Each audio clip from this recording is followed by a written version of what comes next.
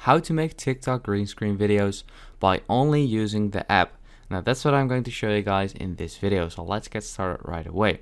Now this is actually super easy to do because there's literally a green screen effect when you want to record a video or photo.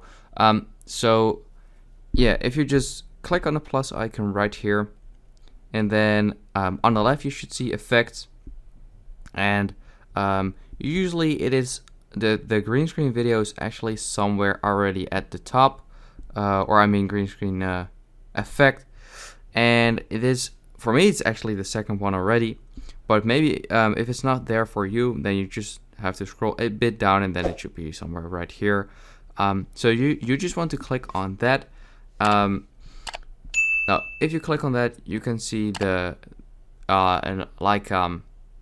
a default background, and you can scroll through your camera roll and add your own if you want to. I'm not going to show my face though, but it works actually pretty good. So it's as easy as that. You can also just save the effect right there, and yeah, for future videos. So this is basically the green screen video or effect. That's how you can record the green screen videos with. So I hope this video helped you out. Please leave a like and let me know in the comments if it worked, and I'll see you next time. Have a good day.